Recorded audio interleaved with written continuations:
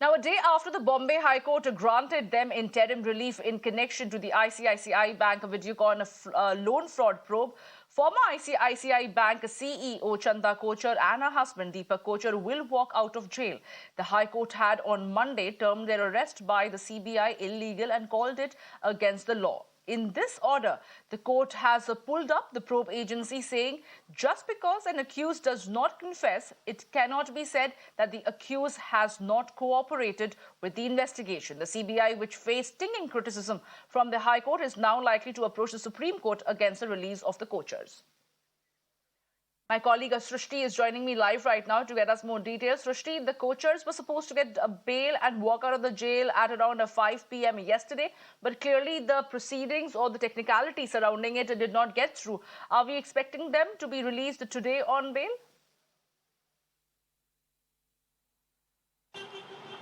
Yes, definitely we are expecting them to be released today as we are standing outside the Arthur Road jail, you can see in the visuals. But yes, yesterday both of them got the bail and they were supposed to be out yesterday itself, but the release order came after 5:30, and it is a protocol that if the release order comes after 5:30, then no one is walked out after the 5:30 timings which are given by the jail. Now today we are expecting them in an hour or two to walk out. Even Chanda Kochhar is at the Baikala jail, and Deepak Kochhar is at Arthur Road jail. And yes, definitely Bombay High Court yesterday came down heavily on CBI, wherein they have said that this particular arrest is illegal and arbitrary, and the agency should use their mind while arresting the people while they are investigating. But yes, definitely they got bail today, and yes, it is said that they even have their son's wedding in a week. But yes, High Court made it clear yesterday that they are not listening to their bail order on the lines of their son's wedding or something. It's just on the merits and the way the CBI has arrested both of them. Well, thank you, Srishti. But stay with us. Let me also go across to Shweta, who's joining us live right now. Shweta, good morning to you.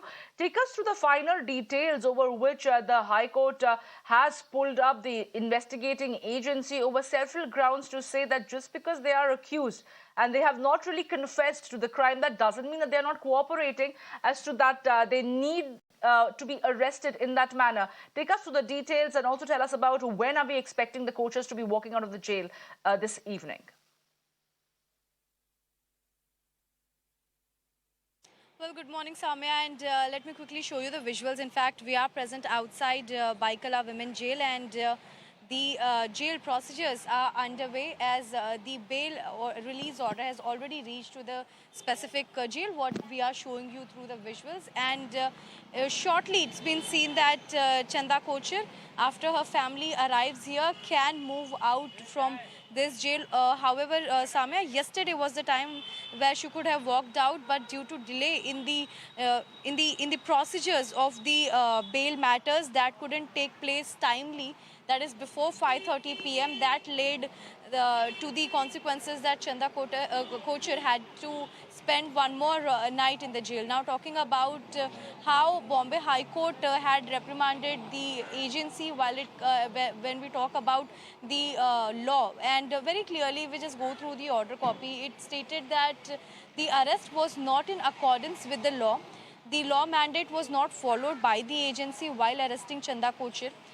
The CRPC section 41A notice was not taken seriously by the agency, and here we are seeing that once if we just speak about what is exactly CRPC section 41A, it speaks about the if a police officer is going to arrest a person, there should be very strong grounds that why this arrest is needed, and the police officer should also send a prior notice to the accused. Now, all these lapses were in fact been seen. You talk about CRPC section 41A or 41A1B, or you talk about section 60A. So all these three sections were compromised in this case, and this is what Bombay High Court had observed while hearing the entire case. And it's also been seen that here, Samya, just not following the law.